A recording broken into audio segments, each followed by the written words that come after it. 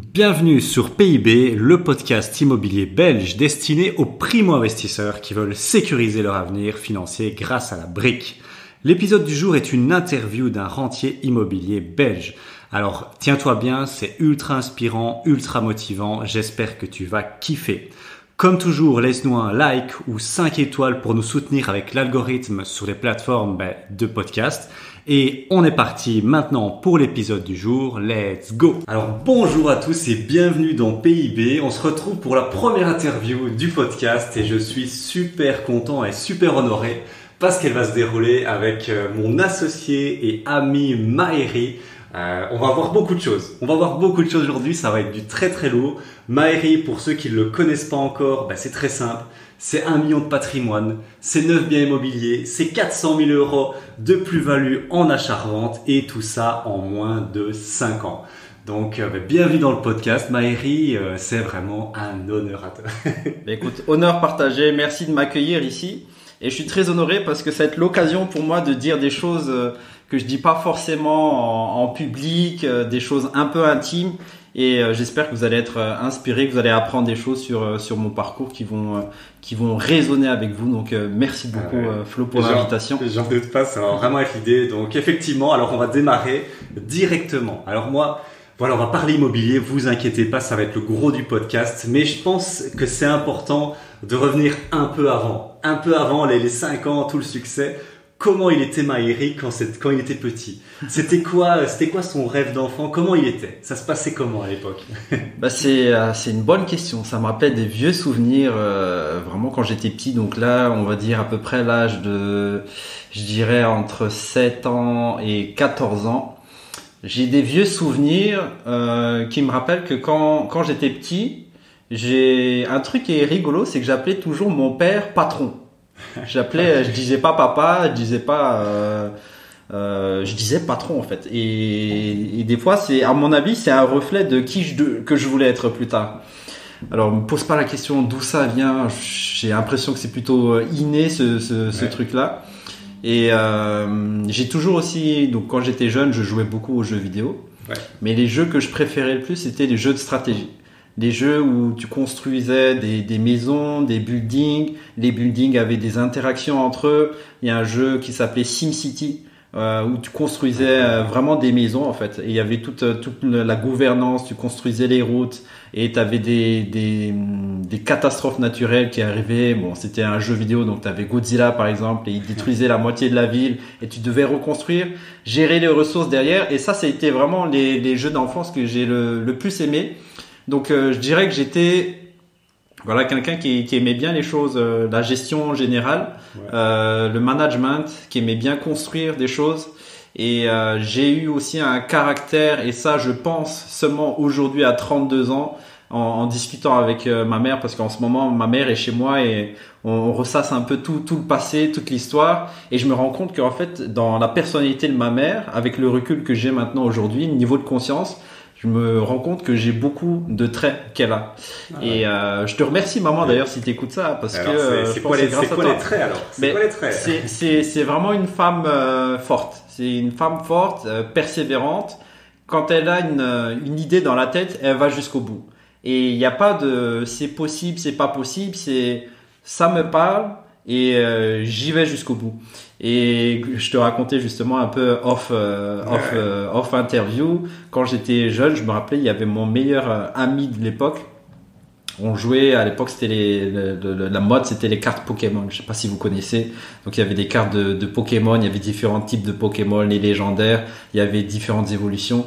Et moi, allez, je viens d'une famille vraiment modeste. On n'avait pas forcément beaucoup d'argent, même plutôt au contraire, on avait des problèmes d'argent. Et je jalousais un peu mes camarades qui eux avaient des sous et avaient de quoi acheter des cartes Pokémon. Et mon meilleur ami, il m'a vu et il m'a dit, voilà, pour jouer, je vais te donner quelques cartes. Je sais plus exactement. Je crois qu'il a dû m'en donner 3 cartes. Mais c'est des cartes qui avaient pas beaucoup de valeur. Hein. C'était genre les cartes énergie verte. C'était pas des cartes des Pokémon légendaires et tout ça. Et on avait un jeu dans la cour de récréation, à chaque pause, on devait lancer les cartes. Je sais pas si toi t'as connu ça. Ouais. On devait lancer les cartes. Ouais. On devait lancer les cartes le plus proche du mur. Okay. Et si tu étais le plus proche des murs, toutes les autres personnes qui ont joué avec toi, qui étaient derrière, mais tu récoltais leurs cartes. Et donc comme ça, en partant de zéro, enfin mon ami m'a donné 3 cartes, tu pouvais, c'est un peu un message dans la vie, c'est en partant de rien. Ben tu peux, avec un peu d'aide, un petit coup de pouce, j'ai eu l'humilité aussi de demander les cartes. Il m'a donné les cartes et j'ai réussi à accumuler un deck de 50 de cartes. Et donc j'étais vraiment content parce que je pouvais aller chez mon ami et on pouvait vraiment faire le vrai jeu des Pokémon, ouais. Donc et vraiment de jouer avec les cartes. Hein. Les cartes ont un sens, il y a toutes des règles et tout ça. Et je pense que j'ai toujours eu cette persévérance, ce mindset d'aller jusqu'au bout, de croire que tout est possible. Et encore, c'est ce qui me drive aujourd'hui. Je pense vraiment que tout est possible. Déjà enfant, déjà petit, Maëri sait ce qu'il veut. Il est déjà un peu dans le business. Il sait déjà, voilà, il trouve déjà. Voilà, c'est déjà inspirant.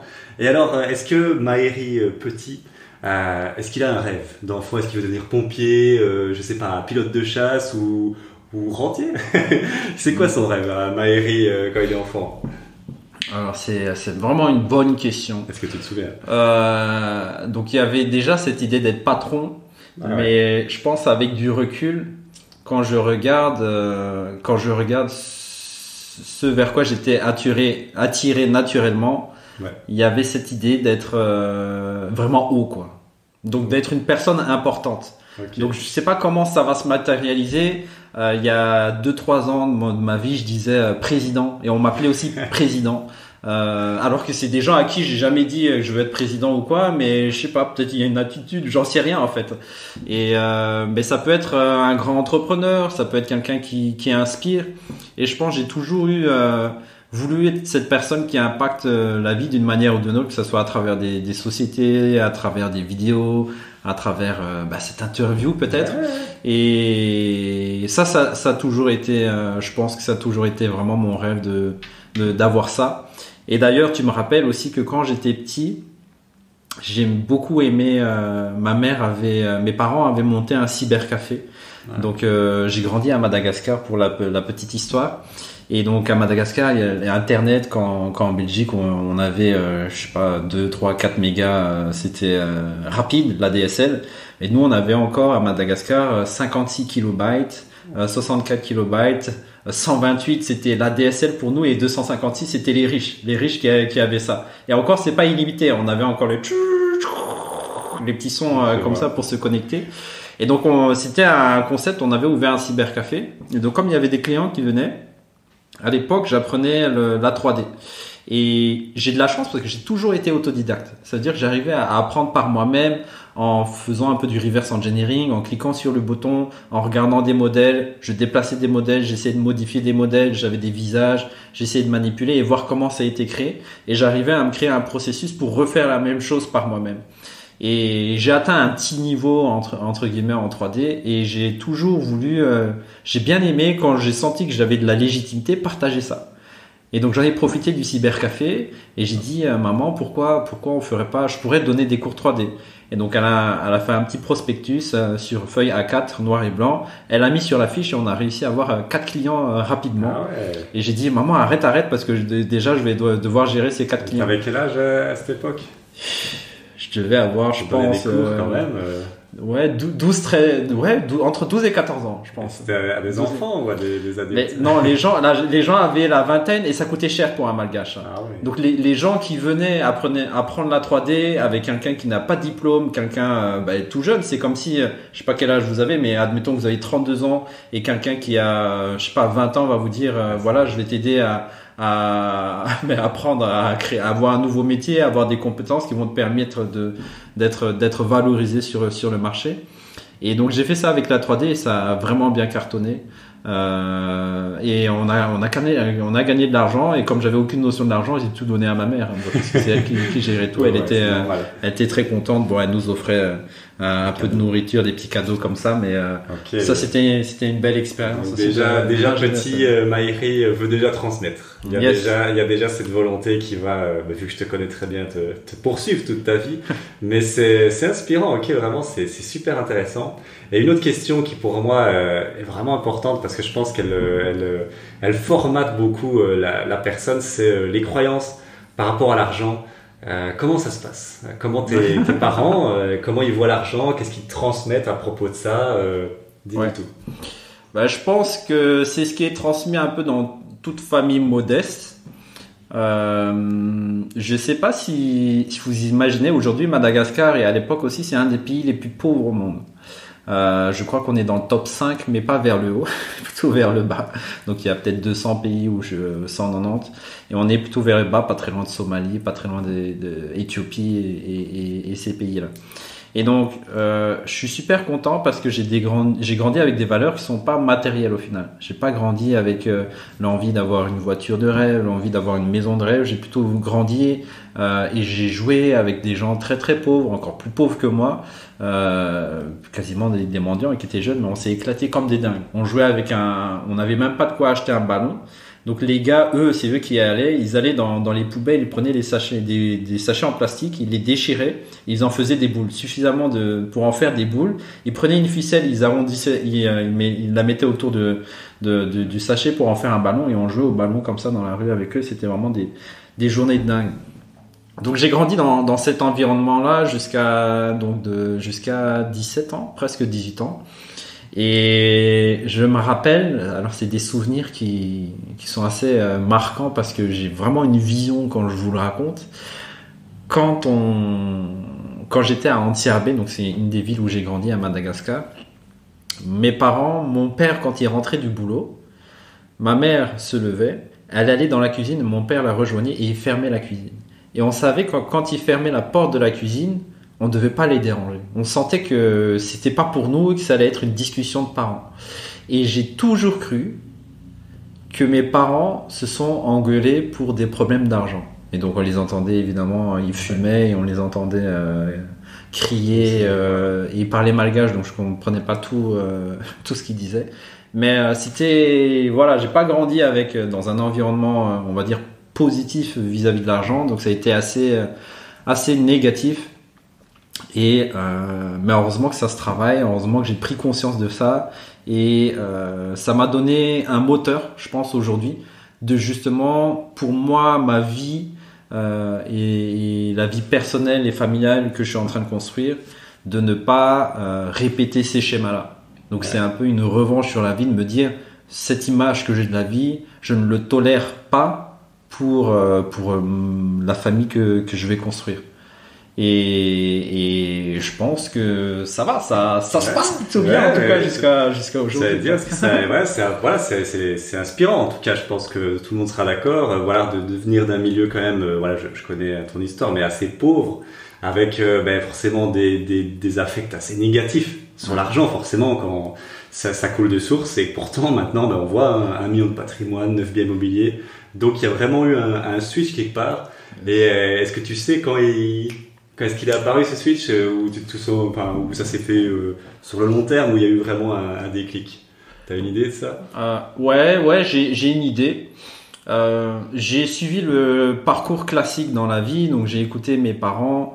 J'ai de la chance parce que mes parents ont toujours été libres. Ils ont dit un peu fais ce que tu veux, mais ils ont dit dans la vie, il faut faire des études, gagner un travail, donc vraiment le schéma classique. Gagner un travail, avoir un diplôme, obtenir un diplôme, et ce diplôme va te permettre d'obtenir un travail. Donc je les ai suivis à la lettre, on va dire. J'avais pas la force de révolte à cette époque-là pour faire tête à mes parents, surtout ma mère qui est une femme forte, hein, je vous ai dit, elle est dure comme fer. Des fois, quand je me rappelle des phrases qu'elle me disait quand j'étais petit qui m'ont assez marqué. Quand elle s'énerve, faut pas l'embêter, en gros. Et donc j'ai commencé à faire ça. J'ai eu mon premier diplôme dans l'informatique. Donc moi je suis de formation IT, informatique, développeur web. Je me suis dit à l'époque c'était encore tout nouveau, mais c'est un bon domaine, ça me plaisait bien, ça me plaisait encore.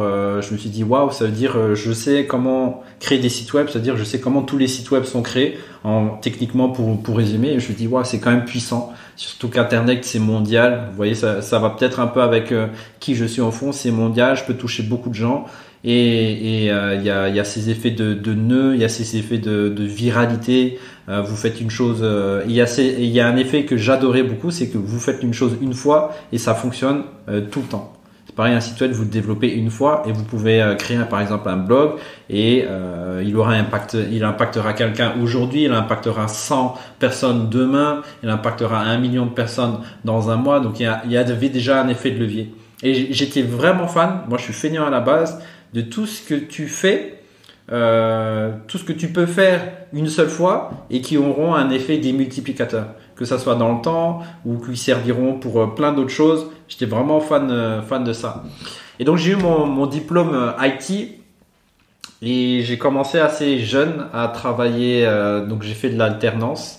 À travailler, donc je travaillais à mi-temps, c'était pas exactement à mi-temps, mais 3/5 par semaine dans une boîte et 2/5 j'étais aux études, donc j'ai fait ça en parallèle et j'ai commencé à travailler assez tôt, alors premier boulot, on va dire boulot, c'est entre 18-19 ans et j'ai travaillé au McDonald's. Ah ouais. Donc moi j'ai fait mes études en France.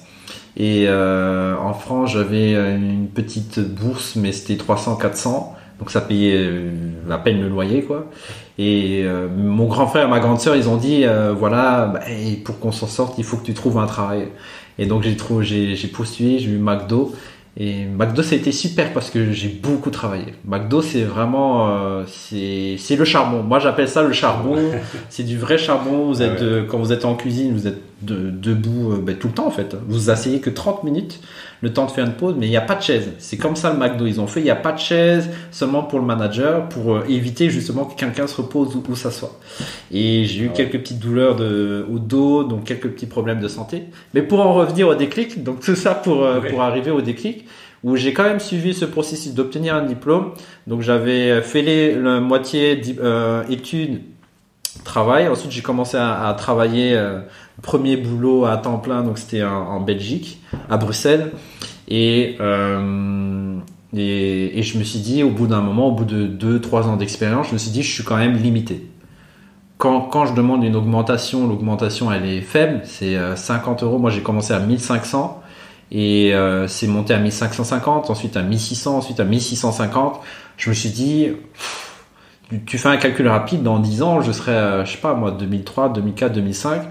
Et le prix de la vie dans 10 ans, ce 2005, ce sera l'équivalent de 1500, donc j'aurai pas de réelle augmentation. Et c'est à partir de ce moment-là, je me suis dit, il y a quelque chose qui cloche dans l'équation. Il y a un truc qui va pas, ça me correspond pas. Et j'ai commencé à me remettre en question, assister à des séminaires, assister à des formations de développement personnel, déjà faire un petit travail sur moi. Et de fil en aiguille, ça m'a emmené justement à... Ah oui, à l'époque, j'ai pas dit, mais j'ai été démarché par des gens qui faisaient du MLM, donc du marketing de réseau. Du marketing de réseau, et je me dis, waouh, MLM, ça me correspond. C'est sortir du cadre, ça peut m'apporter vraiment un complément de revenu, et donc je me suis lancé dedans. Mais ça a été, c'est pas la catastrophe parce que j'ai appris énormément. J'ai appris le développement personnel, j'ai rencontré des gens formidables. Mais j'étais encore limité dans le sens où c'est pas quelque chose qui me correspondait. Ce que je devais faire, c'est sonner des gens, en plus sonner la famille. J'ai failli m'embrouiller avec mon frère et ma sœur parce qu'ils disaient vendez autour de vous des oncles et tout ça. J'ai réussi à closer des oncles, mais j'ai failli m'embrouiller avec ma sœur parce que j'essayais de lui vendre un abonnement téléphonique ou un abonnement internet. J'ai réussi à vendre un GSM à mon frère avec un abonnement qu'il a utilisé pendant, je sais pas, 5-10 ans probablement parce que voilà, ça fait tard, c'était un iPhone. Mais je me suis rendu compte que ça me demande trop d'énergie et vu que je suis introverti de base, ça me correspond pas. Ce boulot-là, ça me correspond pas. Pour faire un appel, des fois je tremblais. Il n'y avait pas l'énergie, je sens que c'était pas fluide. Sûr. Donc j'ai quand même réussi, à force de persévérance, à obtenir la première position parce que dans le MLM, au plus vous recrutez des gens, pour simplifier, au plus vous recrutez des gens, au plus vous montez en position et vous gagnez des revenus. Et donc j'avais la première position et la première prime. Et ça a été un déclic parce que je me suis dit, c'était vraiment le premier déclic. Je me suis dit, en dehors de mon boulot, il y a moyen de gagner de l'argent. Donc sortir du salaire, c'est possible. Et ça, il m'a fallu 1 an vraiment à persévérer dingue pour atteindre cette position pour que j'ai ce déclic où j'ai vu cette ligne verte. Je me dis, ok, j'ai gagné 500 euros là. Il y a mon salaire qui était à l'époque, parce que j'étais encore en 3/5e, je crois que c'était 1000 aidés, peut-être même un peu moins que 1000. Et j'ai ces 500 euros en plus. C'est incroyable. Pour moi, à l'époque, c'était une révolution. Ici, je vous parle de 2000. On était en 2010, 2011, peut-être 2012. Et donc ça, c'est resté dans la tête. Après, j'ai continué à travailler. Mais je me suis dit, il faut que je trouve un moyen alternatif. La MLM, ça me correspondait pas. Et donc, dans mes vidéos, je regardais beaucoup David Laroche sur YouTube. J'ai assisté à quelques-unes de ses conférences. Ouais. Et j'ai vu un moment dans les recommandations des vidéos YouTube sur la colonne de droite, c'est là où vous avez les suggestions. Et j'ai vu une vidéo de Olivier Seban. Ah, oui. Olivier Seban. Bien sûr. Qui interviewait un jeune. Donc j'ai cliqué sur la vidéo et le jeune il racontait dans sa vidéo, il disait voilà, moi j'ai acheté un appartement, le crédit c'est 500 euros et je touche 700 euros de loyer. Et moi je me suis dit c'est logique. Là ça a été, on va dire, un deuxième déclic. Je me suis dit c'est pas un vendeur de rêve, c'est pas un marabout, c'est réaliste. Un loyer de 700, voilà, moi je suis assez indépendant, donc j'ai pris rapidement un appartement pour moi et je me suis dit c'est à peu près je pourrais louer plus cher de 200 euros le loyer et avoir un crédit de 500, c'était réaliste. Et donc ça a été le déclic, vraiment, de me dire qu'il y a moyen de gagner de l'argent de manière alternative. Et ça me correspond parce que acheter de l'immobilier, je l'achète une fois et après ça tourne tous les mois. Et alors qu'avant, ma mentalité, c'était plutôt je veux pas de crédit, parce que si j'ai un crédit, ça veut dire que je vais devoir quelque chose à quelqu'un à la fin du mois et je serai pas libre dans ma tête. Ouais. Et ça, c'est aussi une de mes valeurs, c'est de pouvoir être libre, de dire si demain je me casse, il y a aucun souci, je me casse. Si demain je veux faire ça, je veux travailler, j'y vais. Si je veux pas, j'y vais pas. La notion de liberté est vraiment importante pour moi. Et je l'ai trouvé dans l'immobilier, en fait. C'est une des raisons pour laquelle je me suis lancé. Ok, c'est inspirant. Donc vraiment, c'est le déclic un peu là du MLM qui te fait dire il y a moyen de gagner de l'argent autrement que dans le salaire. Et puis voilà, Olivier Seban, bien évidemment. Yes. Tous les gens qui se sont lancés il y a quelques années le connaissent. Et puis après, de fil en aiguille, tu te lances. Et donc ça, c'est magnifique parce que ça nous permet de faire un peu la transition. Donc on voit un peu d'où tu viens. Ça vient de loin. Voilà, il y a eu beaucoup de chemin, tout ça, et puis le déclic, et puis on se lance dans l'IMO. Et donc tu prends une formation d'Olivier Seban. Ouais. Tu vas à un séminaire, c'est ça, parce que ça, je sais que tu racontes souvent l'histoire. Et comment ça se passe au séminaire alors? Parce que là, tu as juste acheté la formation. Ouais. On en est juste là. Ouais. On est loin du bien immobilier. Alors, c'est comment on y arrive? Donc, c'était le déclic. Je me suis dit, waouh, c'est intéressant, je vais me former. J'ai toujours été comme ça. Quand il y a une nouvelle chose, je me suis dit, je vais quand même apprendre. Je vais prendre un maximum d'informations avant de me lancer. Mais je sais que j'ai le courage pour me lancer. Mais d'abord, il faut que je me forme. Et ça a été systématique. J'ai, on va dire, un minimum d'humilité pour me dire, je connais pas, je vais pas me casser la gueule, je vais avoir un peu de recul. On se forme, on apprend maximum. Et donc, dans la formation d'Olivier Seban, il y avait une formation en ligne qui était top, qui était vraiment pas mal. Malheureusement, pas du tout adaptée au marché belge. Donc, je suis allé au séminaire, donc en présentiel, c'était sur Paris. Et à l'époque, c'était avec mon ex. On l'avait acheté ensemble, la formation. Je lui avais dit, est-ce que c'est OK pour payer la moitié? Là, j'avais de la chance parce que l'immobilier l'intéressait aussi. Et je me suis dit, quand on ira au séminaire, on va pas se placer tout devant. On va se placer vraiment un peu dans l'arrière pour voir un peu c'est quoi l'énergie de la salle, pour être sûr qu'il y a pas de mise en scène, qu'on est à côté de gens comme nous. C'est-à-dire qui venaient, on va dire un peu au hasard, qui venaient, qui pouvaient pas être des acteurs. Et donc j'étais un peu dubitatif quand même, parce que là on parle quand même de centaines de milliers d'euros, plusieurs centaines de milliers d'euros d'investissement. Jamais j'ai fait ça avant les crédits, c'était chaud. Là je me dis, j'étais chaud pour faire un crédit, mais on va quand même bien se renseigner. Et donc le séminaire se passe super. Je prends une petite photo d'Olivier Seban. Il est cool, il est vraiment sympa. Franchement, tout se passe bien. Et il y a un moment dans ce séminaire, Olivier Seban nous fait discuter, échanger avec notre voisin. Je crois que l'exercice, il nous fait faire un exercice. Il me semble que c'était juste se présenter ou voilà, savoir si la personne à côté de vous pourrait participer à votre projet immobilier. Et donc je discute avec la personne qui était à ma droite et je tombe sur un jeune. Donc c'était un jeune, il avait je sais pas quel âge, mais à l'époque je pense qu'il devait avoir 20 ans. Il n'était pas très grand, un peu gringalet. Et moi je lui explique, ben voilà, j'ai acheté la formation il y a quelques mois. Ici je vais me lancer. Nous on vient de Belgique et puis voilà, on est vraiment chaud.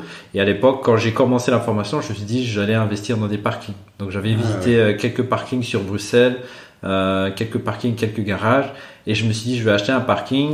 Je vais mettre un parking voiture et je vais mettre plusieurs motos dessus et ça va faire un cash flow. Parce que le parking, tu loues à 100 euros par exemple, et les motos, tu peux en louer peut-être 4 à 50 euros. Pour simplifier les calculs, je me suis dit, ouais, c'est ça que je vais faire, ça va être intéressant. Après, j'ai discuté avec ce jeune et ce jeune, il m'a dit, moi, j'ai acheté un chalet dans la montagne. Donc lui, c'était un Français, je ne sais plus exactement quelle montagne. Et il me disait, moi, je gagne 2000 euros. Et moi, j'étais encore avec mes parkings 200 euros. Ok, c'est pas mal, 175, 200 euros. Lui, il gagne 2000 euros avec un chalet. Ah oui.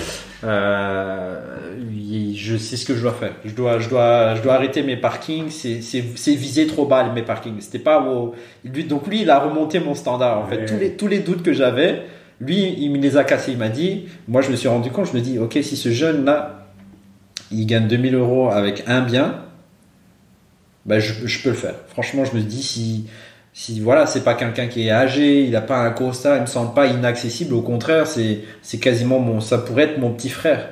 Et si lui il l'a fait, je dois le faire. C'est pas que je vais le faire, c'est vraiment que je dois le faire. Je dois me prouver que je peux le faire. Sinon, ben je me dis à quoi ça sert d'avoir payé des milliers d'euros de la formation d'Olivier Seban et ne pas la rentabiliser. Et moi, j'y croyais dur comme fer à l'immobilier par rapport à ce que je vous ai raconté jusqu'avant, l'effet de levier, ça me correspondait. Donc, je suis arrivé en Belgique et c'est de la question, c'était ça? C'est comme ça que je me suis lancé. C'était quoi? Voilà, t'achètes la formation d'Olivier Seban. Ok, ce n'est qu'une formation en ligne, donc d'où on passe de formation en ligne à l'action, quoi. Ouais. Comment ça se passe? C'est ça. Donc, c'était lui, il m'a donné des déclic. Je me dis, ok, je dois le faire. En plus de ça, je vais le faire. J'ai déjà dépensé milliers d'euros dans la formation et c'est parti. Et après, ça a été douche froide quand je suis retourné en Belgique. Mais grâce peut-être à ma mère ou à l'ADN, je sais pas, j'ai eu la persévérance pour aller. Pourquoi douche froide? Aller jusqu'au bout. Dis-nous pourquoi la douche froide. La douche froide, mais il y avait plusieurs douches froides. Déjà une. En France, à l'époque, on disait les banques elles financent les frais de notaire, le prix du bien, les travaux. En Belgique, la politique est différente, vraiment différente. Donc, je me suis rendu compte les banques me disaient qu'il va me falloir plusieurs dizaines de milliers d'euros pour faire un investissement. Et à l'époque, mon compte, il était vraiment proche du zéro. Je devais avoir 2000 à tout péter dans mon compte. Et je me suis dit, ça risque d'être compliqué. Et donc j'ai commencé en plus, attends, je réfléchis, 2016, 2016, donc fin 2016, j'étais déjà jeune indépendant. Okay, ouais. Et comme j'étais jeune indépendant et je sortais d'1 an parce qu'avant j'étais fiché à la Banque nationale. Ouais. Et donc les 1 an arrivaient à terme. Donc je pense qu'ils arrivaient à terme peut-être, je sais pas, fin 2016, début 2017. Je me rappelais plus exactement. Parce qu'effectivement, en 2015, là, j'étais vraiment ric-rac. Je payais mon loyer avec ma carte de crédit. Enfin, je sortais de l'argent. Je payais pas mon loyer avec ma carte de crédit, mais quand j'avais une carte de crédit 1250, je devais aller au distributeur. Je voyais qu'il restait de 2030 et je sortais de l'argent pour le réinjecter, pour payer le loyer et faire un versement. Et j'avais mal fait mes calculs de date au bout d'un moment et j'ai été fiché. J'ai pas remboursé la carte de crédit à temps et j'étais fiché à la Banque nationale. Et donc 2016, j'étais indépendant. Je me suis lancé jeune indépendant. Donc je passais de IT employé à 1650. Donc je me rappelais de loyer. J'étais jeune développeur. Et jeune développeur, je facturais ma première mission à la police fédérale, pour ceux qui connaissent, police fédérale, je facturais 300 € la journée. Donc, il y a à peu près 20 journées de travail dans un mois. Donc, je facturais 6000 plus la TVA. Et 6000 plus la TVA, ça fait, faudra faire un calcul, mais à peu près, on va dire, c'est entre 7000 et 7005. Ouais. Et c'était incroyable pour moi déjà. Ça, c'était un gros déclic. Parce que je sortais du salaire à 1650, même si tout cet argent m'appartient pas, il y a la TVA, les cotisations sociales, les impôts, je sortais d'un salaire et ça a cassé vraiment un plafond de verre. C'est un plafond, je me suis dit encore une fois, tout est possible. Et là, j'ai fait la version courte, mais j'ai pris le risque de quitter mon employé pour passer indépendant et franchement, j'en étais satisfait. Et donc, je me suis dit, comme à ce moment-là, j'avais que 2000 € sur mon compte, parce que je devais rembourser des dettes et tout ça, ce que je vais faire, c'est que je vais garder tout ce que je vais facturer. Donc, toute la TVA, je vais la garder, tous les impôts, je vais les garder, et ça va me servir d'apport pour mon premier bien financier. Parce que la banque, elle me demandait plusieurs milliers, et voilà, plusieurs milliers, je pouvais les faire en 3-4 mois, quoi, le temps de signer les actes. Bien sûr. Et la banque était prête à me financer à 100%, et je devais aligner en fonction du prix du bien, entre 15 000 et peut-être 25 000, voire 30 000. Quand tu as signé ton deal, tu n'avais pas cet argent-là. Non, c'est ça. Tu étais en mode ça va passer, déterminé. Ouais, c'est ça. En fait, l'acompte qui me demandait les 10%, ça a été mes économies plus la première facture. Directement, paf, c'est parti. Chaud. C'est parti. Et heureusement que j'avais vite emménagé avec ma copine parce qu'on partageait le loyer, on partageait les frais. Mon ex. Pour pouvoir. Je vois, ok. Donc chaud, ça c'est. Je te connais, donc ça ne m'étonne pas, mais voilà. Donc tu signes, t'as pas l'argent, mais tu te dis c'est pas grave, je vais le trouver. Je vais le trouver très rapidement. Et donc comment ça se passe à la banque. Est-ce que c'est facile? Est-ce que c'est difficile pour obtenir le crédit? Comment ça se passe? Yes. C'est compliqué aussi encore. Là, de nouveau, c'est compliqué. Donc, je trouve le premier bien. Au niveau de ce bien, donc c'est une maison de rapport. Au niveau de l'urbanisme, il y a écrit maison de rapport. Et si vous regardez le permis d'urbanisme, il y a écrit maison de rapport pour 5 cotes. C'est ça qui est écrit sur le permis d'urbanisme. Et moi, je démarche les banques et je leur dis, avant les banques, je contacte un courtier. Et je lui dis au courtier, j'ai envie de faire un investissement. Pour faire cet investissement, j'ai trouvé le bien, c'est une maison de rapport de 5 cotes. Et je vais le louer. Il me dit, ok, il prend des notes et il me dit, ok, vous allez acheter votre résidence principale. Après moi je lui dis non, j'achète pas ma résidence principale, c'est un investissement, je vais mettre des colocataires, ce sera peut-être des travailleurs. Et après il me dit ok, vous achetez votre résidence principale. Alors, j'ai dit et là je commence à comprendre en fait. Je lui dis ok, après je lui dis ok, si vous voulez, si ça me permet d'obtenir le crédit. Et donc c'est à partir de ce moment-là, c'est lui qui m'a donné cette idée. En fait quand tu achètes et tu dis que c'est ta résidence principale, on te prête à 100%. Et j'ai utilisé cette technique auprès des banques pour mon premier bien. Et donc je fais le tour des banques avec cette stratégie et j'ai eu beaucoup de refus. Il y a une banque qui m'a dit on a lu le compromis monsieur, on voit que c'est une maison de rapport, donc c'est pas une résidence principale, 3 points de suspension, on vous prête qu'à 80%. Avec un 3 points de suspension. Après, je réponds à l'email, mais je dis, je sais plus exactement ce que je répondais, mais pourquoi exactement, ou je ne comprends pas. Pourtant, vous m'avez dit que vous me prêtez 100%, et j'ai jamais eu de réponse par rapport à ça. Je vais pas citer les banques. Donc, j'ai déjà eu un refus par ça. Ensuite, j'ai eu pas mal de banques qui m'ont dit, vous êtes jeune indépendant, il vous faut 3 bilans pour pouvoir investir dans l'immobilier. Mais heureusement que j'avais le mindset de me dire tout est possible et on y va quoi qu'il arrive, il n'y a pas de marche arrière. C'est vraiment comme les Vikings là, il y a toujours cette image des Vikings qui viennent avec plein de navires et les gars ils vont affronter des adversaires qui ont aussi plein de navires en face et eux les Vikings ils brûlent les voiles pour se dire jusqu'à la mort, il n'y a pas de marche arrière. On y va, ça passe ou ça casse quoi. C'est vraiment ça passe ou ça casse. Et donc j'y suis allé pareil avec les banques et j'ai fait une quinzaine de banques facilement, le tour de banque. jusqu'à ce qu'au final, il y en a un qui me prête. Et en fait, celui qui me prêtait, donc je commençais à accumuler les refus, donc j'introduisais au siège et refus pour telle raison, refus pour telle raison. Il y en a qui voulaient même pas introduire parce que voilà, 3 ans tant qu'on n'a pas 3 bilans. Et puis il y a une banque qui venait de s'installer sur le marché bruxellois. Et eux, ils m'ont prêté, ils ont pas posé 36 000 questions. On s'est dit ok, c'est bon, le créé est prêt. Et en plus, c'était le dernier. C'était le dernier où j'attendais la réponse. Ah ouais. Et j'arrivais à la fin de la clause de crédit. Donc c'est inspirant. Donc 14 non et un oui. Ouais, c'est ça.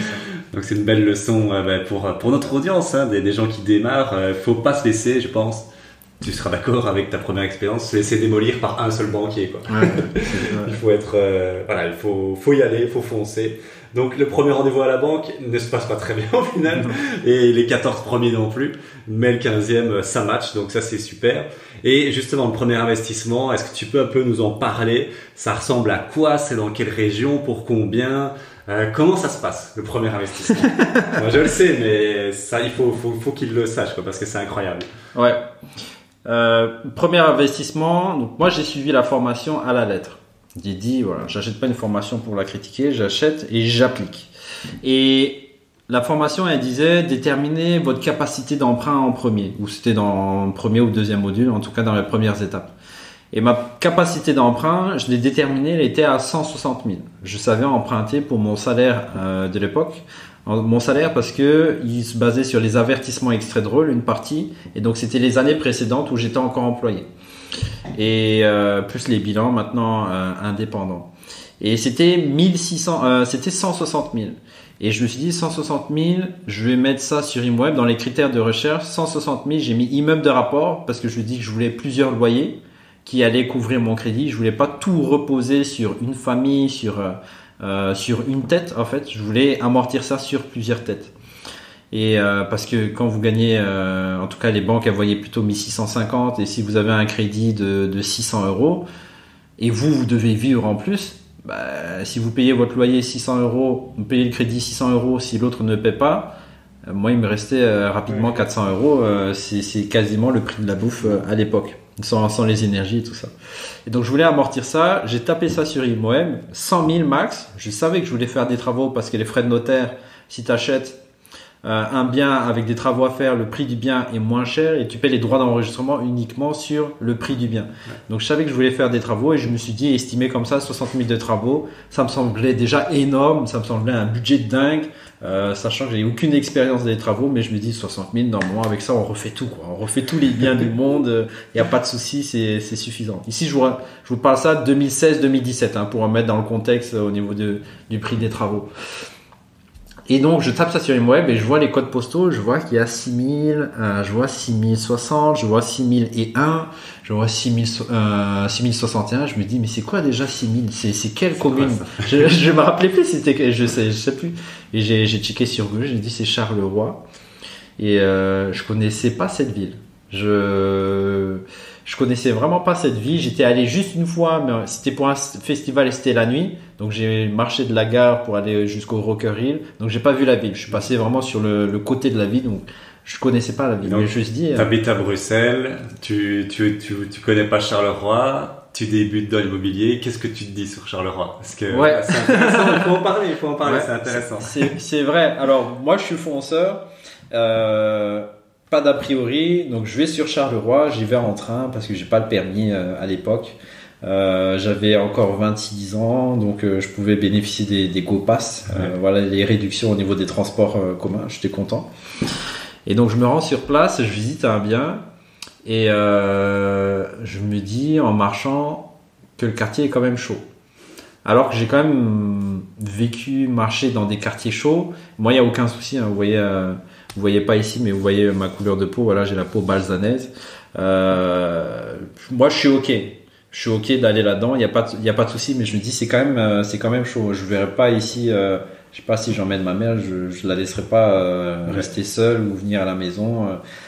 Donc, franchement, je me suis vite rendu compte. J'ai déchanté aussi. Je me suis dit c'est assez gris, l'ambiance est assez lourde. Les Carolos sont très gentils, hein. Chaque fois que je voulais demander où est-ce qu'on prend les tickets, on fait comment pour aller à tel endroit, ils m'ont tous bien aidé. Mais tu sentais qu'il y avait une ambiance assez froid, assez ghetto, hein, pour parler assez simplement. Mais je me suis dit, c'est pas grave. Parce que j'ai vu juste un endroit. Et je me dis, on juge pas le livre juste en regardant la couverture. Je me dis, bon, ça, en tout cas, c'était le premier endroit que j'ai visité. Et donc, j'ai visité une maison. L'agent, c'était un marchand de biens. Je suis tombé sur un marchand de biens. Donc, j'ai trouvé le bien sur ImoWeb.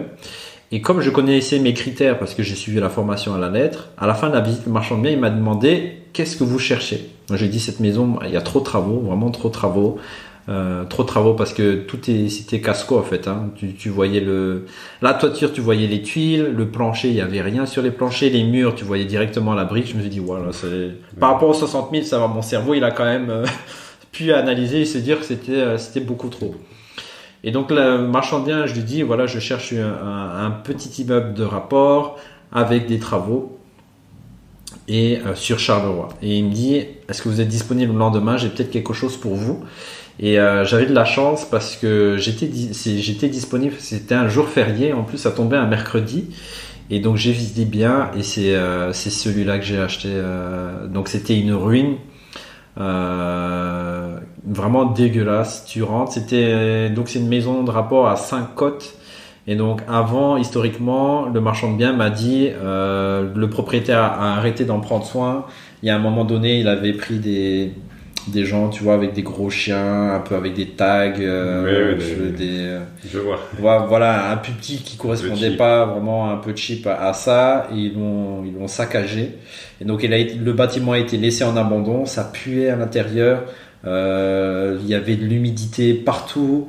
Je sais pas si on peut pas mettre des photos ici, mais imaginez-vous, les murs, il y avait pas d'humidité, ils étaient noirs d'humidité, quoi. Donc c'était vraiment dégueulasse. Et quand tu vois ça, tu prends pas tes jambes à ton cou. Non, c'est rigolo, c'est vrai, c'est une bonne question. Ça m'a pas fait peur. Ça m'a pas fait peur parce que je voyais quand même la structure de la maison. Je voyais que quand tu rentrais, dans cette maison, tu as 5 chambres. Ouais. Et moi, c'est ça que je lui dis. Ah ouais, il y a une chambre ici. Ok, ici une chambre ici, une chambre ici, une chambre ici. Encore une chambre ici. Je me dis waouh, c'est bien. Il y a de l'argent. Bon, il y a des travaux, Ouais. mais ça correspond à ma stratégie. Je voulais faire des travaux. Je voulais que les loyers soient amortis sur plusieurs points. Et je me suis dit aussi, comme j'avais pas les transports, le bien est à côté de la gare. Et donc, j'aurais facile à aller le visiter pour faire les chantiers. Parce que je sors de la gare, paf, je marche 7 minutes, je suis à la maison. Et il y avait ces petits points-là qui ont fait que j'ai fait une offre un peu innocemment, on va dire. Un peu innocemment. Et l'offre, voilà, je connais l'histoire aussi, mais donc affiché à combien tu le négocies, comment ça se passe? La première négociation de Maëri, c'est quoi? Alors vraiment comme un bleu, j'avais pas abordé je sais plus s'il y avait un module dans la formation sur la négociation. Mais vraiment comme un bleu, un débutant, hein. Dites-vous bien, moi je suis formation IT. Donc tout ce qui est geek, tout ce qui est no life, un peu les clichés, bon voilà, j'étais physiquement, j'avais pas les boutons ni les lunettes, etc. Mais j'étais vraiment, je jouais à fond quand même. J'étais aussi un peu dans cette mentalité, donc rien à voir avec l'immobilier. Je me suis fait avoir comme un bleu. Le bien n'était pas affiché déjà, donc il n'y avait pas de publicité que le bien était à vendre. Donc c'était du bouche à oreille, c'était du off-market, en passant par le marchand de biens. C'est lui qui m'a mis en relation parce que j'avais des critères précis. Et le marchand de biens, il a un panel de biens et d'ailleurs il m'a mis en relation parce que c'était pas le marchand de biens le propriétaire, hein. C'était d'autres gens c'était un couple qui avait acheté ce bien. Mais j'ai vu après quand tu regardes dans les actes, quand tu vois la liste historique des propriétaires, que lui c'était le marchand de biens avant le couple. Donc c'est là que j'ai compris pourquoi c'est lui qui a vendu. Bon, il a peut-être dû toucher quelque chose. Enfin bref, on sait pas. Et donc je connaissais un peu le prix d'immobilier sur Bruxelles parce que j'avais cherché quelques biens dans le cadre de la formation qui rentraient pas dans mes critères, hein. À l'époque, même 150, 160 000, vous savez pas dégager un gros cash flow. Et j'ai trouvé ça sur Charleroi. Et donc le bien, il m'a dit, parce qu'il a posé quelques questions, vous venez d'où, vous êtes qui? Il s'est renseigné sur la personne, c'est normal, sur moi. Moi j'ai dit je venais de Bruxelles. Et donc lui, il m'a dit en prix, je lui ai dit il est à combien à la maison? Et il m'a dit normalement il est à 99, mais je vous fais une réduction à 89 000. Un bon seigneur. Bon Seigneur, vraiment, le mec te connaît pas, il t'offre 10 000, c'est l'affaire du siècle. C'est exactement comme ça que je l'ai perçu, vraiment comme un bleu, comme un débutant, un novice, vraiment un novice. Je me suis dit, waouh, dans ma tête, il me fait une réduction, je fais l'affaire du siècle. Mais parce que mon référentiel aussi, c'était Bruxelles. Bruxelles, 89 000, il n'y a rien à ces prix-là, quoi. Ouais. Et ici, tu avais une grosse superficie habitable, tu avais plus de 120 mètres carrés, tu avais 5 chambres. Je me dis, waouh, il y a tout ce que je voulais, tu vois. Et donc, au final, j'ai fait offre à 89 000, quoi. Et c'est passé. Et c'est passé, je l'ai eu à 89 000. Pour la petite histoire, je sais pas si c'est jours ou semaines après, tu discutes avec la voisine qui te dit, ah, ce bien-là, il vaut combien, en fait? Plutôt 70 000, ouais. Donc voilà, l'importance quand même de se former, de se faire accompagner, d'avoir les bonnes méthodes. Mais donc voilà, en tout cas, tu arrives à clore le deal, tu arrives à avoir ton crédit, donc c'est super. Et puis, on arrive aux travaux. Yes. Et qu'est-ce qui se passe là? Est-ce que tout roule, c'est parfait, tout est clean, ou est-ce qu'il y a quelques difficultés? Dis-nous tout. Tu poses vraiment, c'est les bonnes questions. Là encore, de nouveau, c'est la douche froide. Ah. C'est la douche froide, parce que l'entrepreneur, donc j'ai fait visiter par 2 ou 3 entrepreneurs différents, donc des artisans pour faire les travaux. Ouais. Et je reçois différents devis. Et les devis tournent plus ou moins dans les mêmes budgets. Donc plus ou moins. Il y en avait un à 75, je pense. Il y en avait un, mais avec la toiture à refaire. Il y en avait dans les 65, il me semble. Et je vois un troisième entrepreneur. Non, je crois que j'avais reçu un devis à 65, 62, je me rappelle plus exactement. Et je vois un troisième entrepreneur. Et à la fin de la visite, il me dit quels sont les devis, à combien vous avez reçu les autres devis? Et moi j'ai dit 62 000. Et donc lui il m'a remis un devis après à 59 000 ou à 60 000. Et donc j'ai pris l'entrepreneur le moins cher. Donc grosse erreur, vraiment grosse erreur de ma part. Et il m'a dit, je lui ai dit en combien de temps le chantier sera terminé? Il m'a dit 3 mois. Et c'est tout à rénover, vraiment un truc dégueulasse. Et au final le chantier a duré plus de 14 mois. Ouf. Donc plus d'une année à attendre.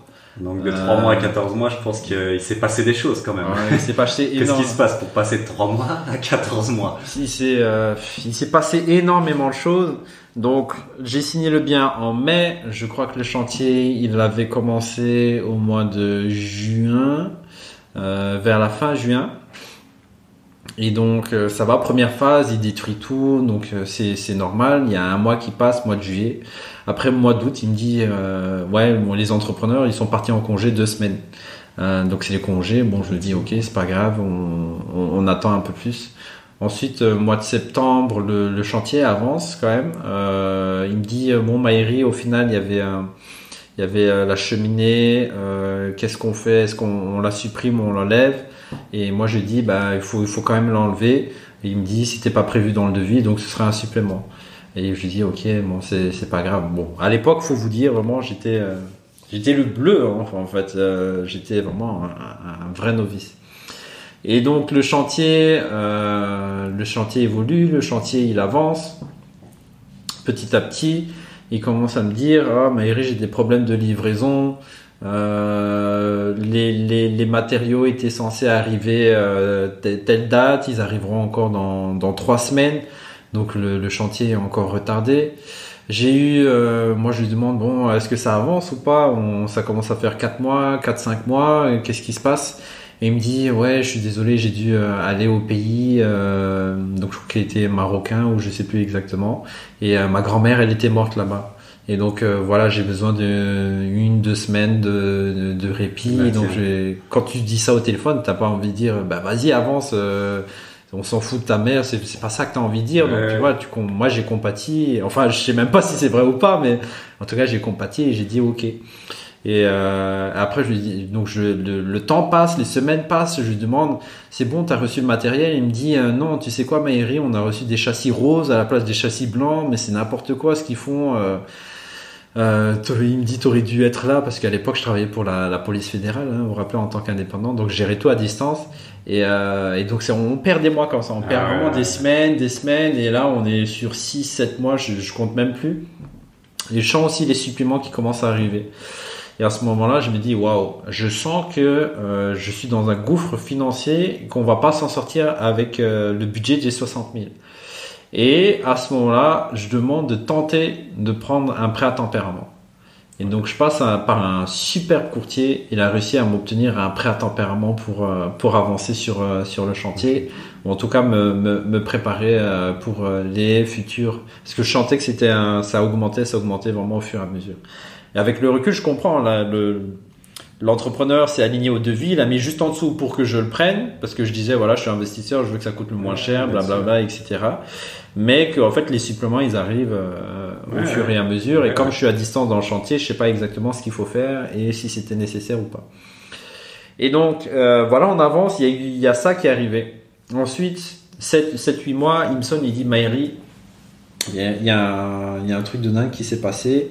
Et donc il me raconte une fameuse histoire. Il me dit tu sais, sur ton chantier, t'as voulu, donc il y a une petite annexe à l'arrière de la maison. Et on a fait une belle chambre avec une douche et un WC. Et pour ça, à la base, soit on faisait un WC semi-broyeur, mais je lui dis non, c'est mort. Et donc, il a voulu connecter la canalisation de l'arrière. Donc, il a dû faire une tranchée pour la connecter à la canalisation, à la gaine technique de la maison. Et quand il a fait une tranchée, il y a un gars qui a mis sa pelle et la pelle s'est enfoncée vraiment dans le sol, comme s'il y avait un trou. Et donc il y avait un gros trou, il y avait une flaque d'eau et on voyait un morceau de plastique qui était gonflé qui sortait de la flaque d'eau. Et il m'a vraiment fait une vidéo, je dois regarder dans mes vieux GSM, mais j'ai vraiment la vidéo du truc. Et il m'explique, il me montre tout ça, il me dit Maëri, il y a ce sachet. J'ai peur du pire. On est à Charleroi quand même. J'ai peur du pire et j'ai arrêté le chantier direct. Mes ouvriers n'ont pas travaillé aujourd'hui. J'ai appelé la police. Et il me raconte ça au téléphone. Il me dit voilà, la police elle est arrivée. Il y avait les fourgonnettes. Les gars ils ont bloqué la rue. Il y avait la police scientifique qui était venue avec leur combinaison. Et donc ils sont arrivés ils ont dit arrêtez tout sur le chantier. Tout le monde sort, tout le monde évacue. Attendez-nous. Et donc ils sont rentrés, ils ont pris le sachet, ils ont ouvert le sachet. Non, mon entrepreneur avait déjà ouvert le sachet. Il me disait quand il a ouvert le sachet, ça puait.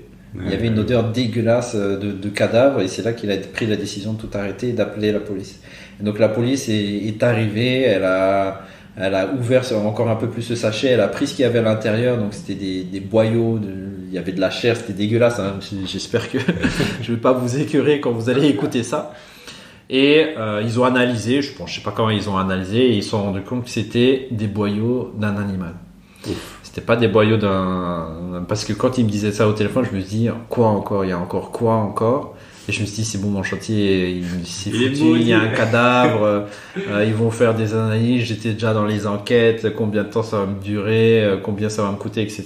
Mais heureusement que c'était un agneau et donc je pense que c'était pour la fête de l'Aïd, donc pour les musulmans qui célèbrent, si je dis pas de bêtises, la fin du Ramadan.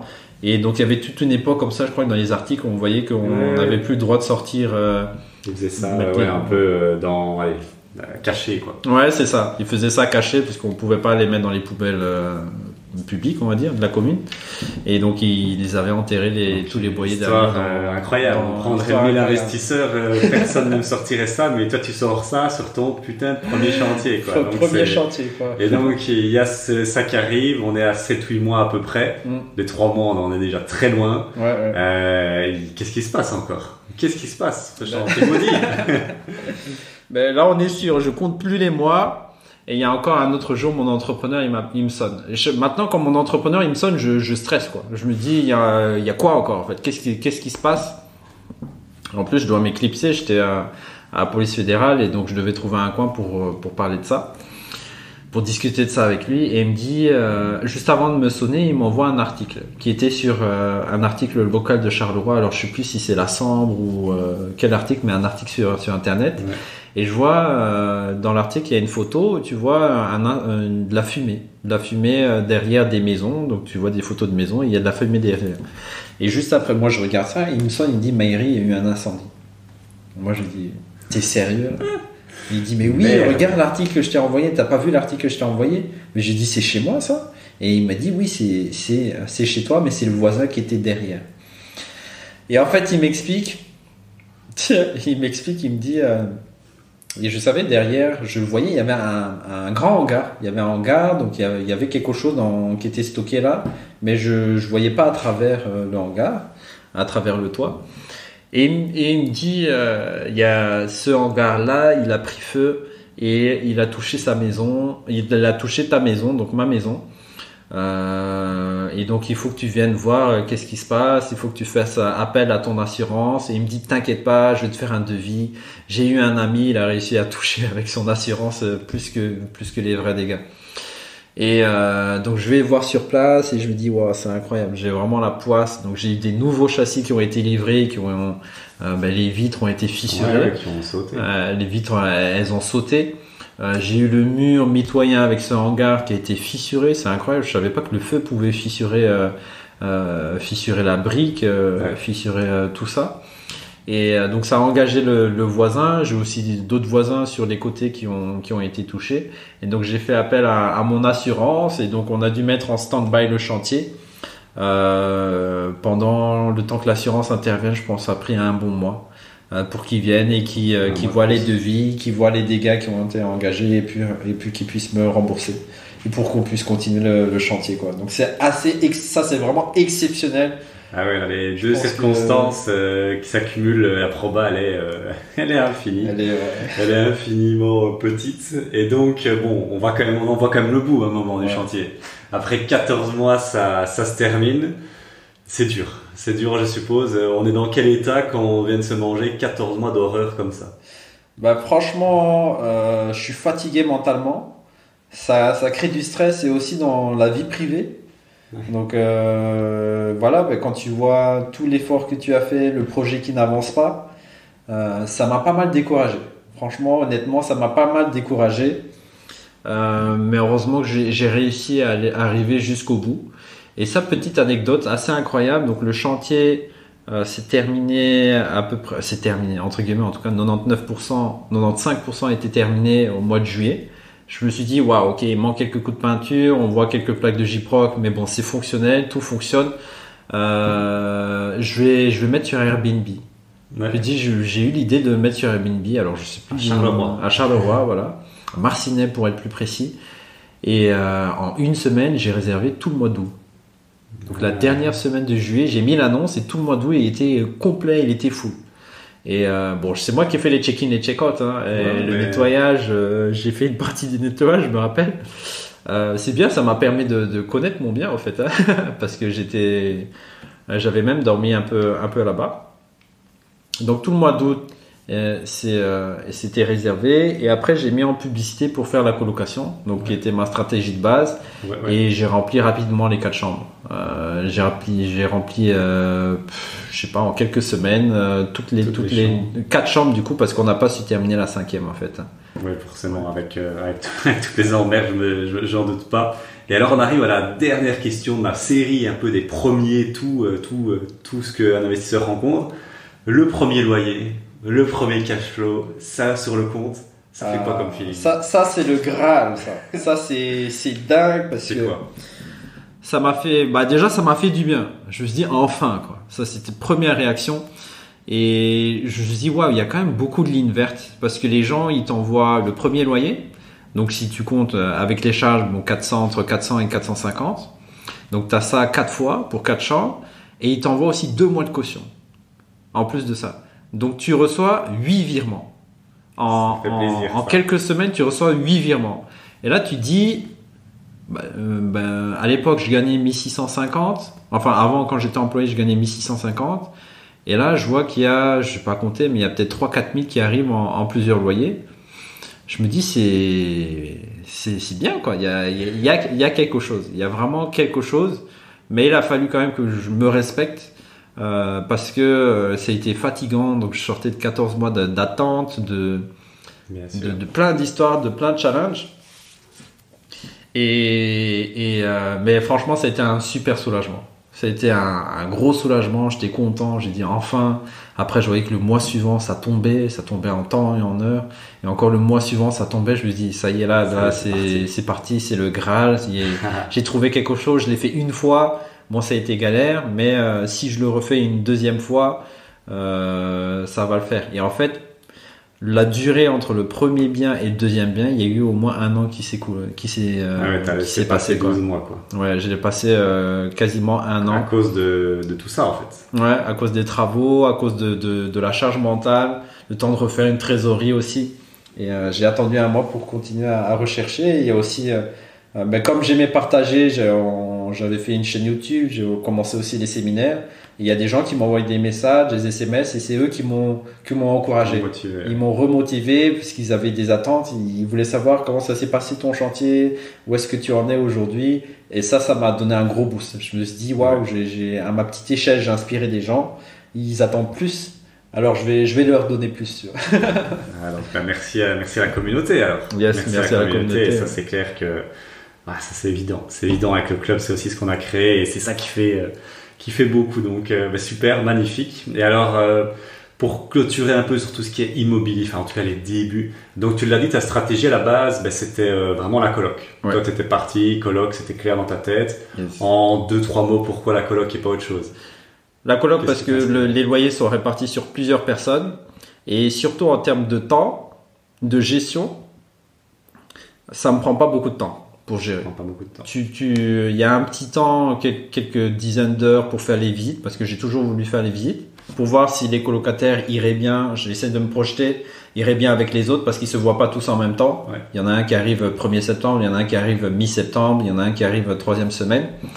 Et comme moi j'avais ce recul, je me suis dit est-ce que ça ira bien ensemble parce que je veux pas qu'il y ait de fight et m'occuper de tout ça. Ouais. Et ça s'est très bien passé, donc ça me prend vraiment une petite vingtaine d'heures annuelles à gérer. Et ça me correspond quoi. C'est vraiment une stratégie qui correspond à ma philosophie. Il y a un bon cash flow, ça rembourse largement le double voire le triple du crédit et ça me prend pas trop de temps pour gérer. Et okay. Grâce à l'expérience, j'ai réussi à automatiser, déléguer beaucoup de choses. Par exemple, ici, j'ai eu un check-out. Je m'occupe même pas. J'ai aussi des visites. Je m'occupe même pas. Il y a aussi des réparations, du nettoyage qui sont en train de se passer entre 2 personnes. Je m'occupe même pas. Je reçois juste des messages et je prends des décisions. Je dis fais ça, fais ça, fais ça. Et tu reçois des lignes vertes sur le compte. Et je reçois. Là, c'est là que j'interviens. J'envoie un email aux personnes. Là, c'est là que tu interviens si jamais ils ne payent pas. Alors, donc ça, c'est la stratégie de base et question, voilà, que notre audience, ce qu'on a un peu demandé aussi à nos clients, les questions que vous pouvez poser, c'est est-ce que la stratégie a changé en cours de route? Est-ce que tu es resté là-dessus ou est-ce que tu as essayé d'autres choses liées à l'immobilier et pourquoi? Ouais, c'est une bonne question. Alors le premier bien, c'était une coloc. Ouais. Le deuxième bien, je l'ai acheté pour une coloc, okay. Pour en faire une coloc. Mais comme je voulais acheter aussi un 3e bien, ouais. Je me suis dit, c'était pas le bon timing pour remplir la coloc. Donc je me suis dit, je vais chercher une unifamiliale. Donc je l'ai mis en unifamiliale. Et ce bien-là, c'est le revenu le plus passif que j'ai jamais eu. J'en entends jamais parler. Je reçois toujours le loyer en temps et en heure. On dirait que c'est un fantôme en fait. Ce bien, c'est un fantôme, mais c'est une ligne verte qui tombe vraiment automatique. Ouais. Et il n'y a aucun souci. Jamais entendu aucun souci avec ce bien. C'est un bien fantôme pour moi. Mais il tourne bien. Et donc celui-là, je l'ai dû mettre en classique pour avoir un taux d'endettement et capacité d'emprunt suffisante pour acheter le 3e. Et au fur et à mesure que j'avance, je me dis comment on peut faire pour acheter encore plus vite et plus de biens. Et heureusement que je suis passé, quand j'étais indépendant, c'était en personne physique, je suis passé en société. Et ce qui est bien, c'est que quand tu as une société, tu te dédoubles. C'est comme si tu as 2 personnalités, tu as 2 taux d'endettement. Donc ton taux d'endettement en privé n'est pas impacté du tout par le taux d'endettement de la société et vice versa. Et donc j'ai commencé à acheter en société pour acheter 2 biens en même temps. Donc il y avait le 3e, puis là il y avait le 4e. Et je me suis rendu compte aussi qu'au bout d'un moment, soit tu t'associes avec des gens, tu mets leurs biens en garantie pour avancer, mais c'est toujours, pour avoir un gros patrimoine, c'est toujours revenu actif d'abord, pour générer du cash, pour acheter des actifs qui vont dégager des revenus passifs. Donc, travailler sur ces revenus professionnels, comment je peux faire pour gagner un maximum d'argent, pour acheter des actifs, donc des biens immobiliers qui vont dégager des revenus passifs, ou bien si vous faites de la revente, ça va dégager un gros cash. Okay. Et à ce moment-là, donc ici je te parle d'à peu près 2020, Je découvre. Ça, j'allais le demander au niveau timeline parce que c'est assez intéressant parce qu'on voit ici, tu commences en fin 2016, début 2017, t'achètes ton premier bien, c'est un fiasco total. Il faut presque un an, enfin 14 mois, donc on arrive en 2018 à peu près, début 2018. Là, tu laisses passer 12 mois parce que t'es dégoûté à peu près, c'est ça? Là, c'est août 2018, Août 2018. Et là, t'es dégoûté de chez dégoûté, tu te dis, non, là, et donc pendant à peu près 12 mois, tu te remets d'aplomb, c'est logique. Donc, on arrive en août 2019. Deuxième bien, je signe en août 2019, deuxième bien. Et tu dis, et le troisième, à peu près, il arrive à peu près quand? Le troisième, il arrive, je l'ai trouvé en août 2020, je pense. Août 2020, ok. Donc là, on est à 3 biens, 2020. Et puis, et là, il y a eu un gap quand même. Parce qu'on passe de 3 biens en août 2020 à beaucoup plus en 2 ans. T'as acheté, je crois, qu'est-ce que t'as acheté de 2020 à 2022? Donc, août 2020, j'ai acheté une autre maison. Ensuite, 2021 en mai, ou on va arrondir peut-être mars, avril, mai. J'ai acheté 3 unités d'un coup avec un immeuble. Et c'était quoi, début de 2022, donc je termine une option croisée où j'ai 2 studios qui s'ajoutent et je touche l'option. Je touche la plus-value avec. Donc voilà, il y avait les 3 unités plus les 3 maisons, donc ça fait 6. Plus les 2 studios, ça fait 7-8. Et j'ai failli avoir un garage, mais j'ai revendu aussi un garage directement dans le cadre d'une option. Ok. Donc c'était intéressant parce que je pense que beaucoup allaient se demander, qui se disent, ok, en 5 ans, comment on torche 9 biens immobiliers alors qu'on perd presque, c'est pas presque, quasi 24 mois, 2 ans avec un seul bien, quoi. À cause de, c'était pas mal et je trouvais ça intéressant. Et donc, pour revenir à la stratégie, donc au final, toi, t'as fait un peu un mix. T'es passé en coloc et puis en classique pour la capacité d'emprunt, puis t'es revenu sur la coloc. Je sais que c'est vraiment ta spécialité, la colocation. Mais aussi, dernièrement, tu t'es lancé beaucoup dans l'achat-revente avec option, un mécanisme assez spécifique. On fera peut-être un podcast en duo sur ce mécanisme-là et tu raconteras toutes nos histoires parce que il y en a beaucoup à dire là-dessus. Mais donc, pourquoi l'achat-revente? Pourquoi tu t'es parti là-dessus pour clôturer sur les stratégies, on va dire? Parce que j'ai trouvé aussi que c'était un système qui me correspondait bien. Donc moi, je suis assez aventureux, je dirais, de nature. Et faire des options, c'est risqué. Mais derrière, il y a un gain potentiel en un temps assez court qui est intéressant. Donc tu peux réaliser 60, 100 000, 150 000 en quelques mois, en moins d'une année. Je me dis waouh, c'est pas mal. Il y a une petite prise de risque à prendre, mais ça m'intéresse et en plus ça reste dans l'immobilier, donc un domaine que je connais bien. Donc comme je vous dis, je suis feignant et donc tout ce que j'ai appris avant vont me servir. Je cumule ça, vont me servir pour cette expérience d'achat-revente. Et ça a vraiment été le cas puisque j'ai développé un petit réseau. Je sais très bien comment visiter le bien, je sais comment estimer. Et j'ai appris encore des nouvelles compétences. Comment vendre un bien, la publicité, comment négocier, mais quand vous êtes plutôt propriétaire. Et aussi tout ce mécanisme qui est derrière, qui sont les options. Comment présenter une option, comment négocier une option. Donc il y a plein de choses, franchement, ça, comme tu dis, ça le mérite ça mériterait un bon podcast, je pense. Une petite heure là-dessus, ça serait pas trop. Et justement, ça fait déjà un peu plus d'une heure, à peu près 1 heure qu'on est déjà en interview. Déjà, wow. Le temps passe vite quand il y a plein de choses à raconter, donc c'est super. Et j'ai encore quelques petites questions sur l'immobilier qui sont, je pense, assez utiles pour des gens qui veulent se lancer. Alors, une question qu'on nous a beaucoup posée, de nos clients, nous ont beaucoup posé, qui est revenue beaucoup, c'est donc voilà, 5 ans d'aventure immobilière, c'est super. C'est quoi les difficultés principales, majeures que tu as rencontrées au cours de cette aventure? Bon, tu l'as expliqué avec le premier chantier qui est assez spécifique, mais sur le reste, c'est quoi les difficultés qui sont revenues les plus souvent et comment tu les as surmontées? Yes, c'est des bonnes questions. Pour moi, les plus grosses difficultés, ça reste l'humain. Parce qu'on ne peut pas le contrôler et il est imprévisible. On ne sait pas ce qui peut arriver. Il peut être gentil, mais peut-être quelque chose va se passer qui va faire en sorte que il va devoir prendre des décisions. Et le plus gros challenge que j'ai eu, c'est vraiment le premier bien et c'est ses travaux.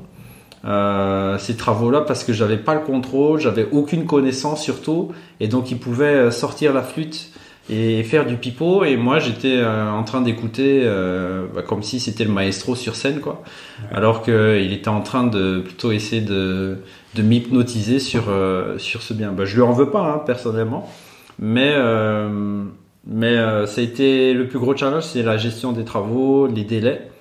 Le deuxième chantier, c'est passé pas mal. C'était prévu 3 mois, ça a duré 6 mois. C'était ok. De toute façon, je m'attendais déjà à peu près à 6 mois. Mais par contre, le deuxième chantier, le budget a été inférieur à ce qu'on pensait que ça allait vraiment coûter. Donc c'est vraiment rare. C'est vraiment rare. Mais il y a des techniques aussi pour trouver les bons entrepreneurs. Hein. Ça sort pas non plus d'un chapeau. Sûr. Et après, les difficultés, ça a été dans l'achat classique. Franchement, je dirais qu'il n'y en a pas. J'ai toujours trouvé des bonnes affaires assez rapidement, facilement. Bon, assez rapidement, c'est quelques semaines, quelques mois, mais 2 mois, peut-être 3 grands max. Le financement, ça a été ok. J'ai toujours été suivi. Le deuxième, bien, j'ai été financé à 100% avec un investissement. Le troisième, j'ai mis un apport quand même. J'ai quand même mis un apport conséquent parce que j'en avais. Le quatrième, j'ai mis le bien d'une amie en garantie pour investir. L'autre, ça a sorti d'une option. Donc les plus gros challenges, c'est plus dans les options croisées. Ouais. Donc vraiment gérer tout le deal, gérer les acquéreurs, s'assurer que les acquéreurs contactent bien leur banque, enfin les notaires des acquéreurs.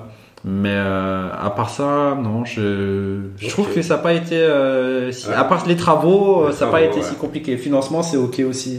Ok, super, c'est super, nickel. Et alors, aussi quelque chose qui est super intéressant, parce que nous, notre audience, tu le sais, avec le club, on en touchera un mot un peu plus tard, mais c'est vraiment d'aider les primo-investisseurs à démarrer. Et donc, si tu devais donner 3 conseils, uniquement 3 conseils, tes 3 meilleurs conseils à un débutant qui veut se lancer dans l'immobilier, là, après le podcast.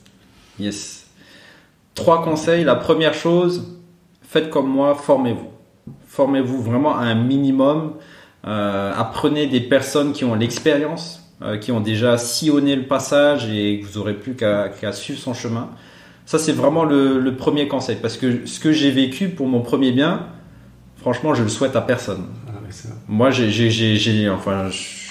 heureusement que j'ai quand même les épaules solides. Heureusement aussi que j'étais soutenu par ma copine de l'époque.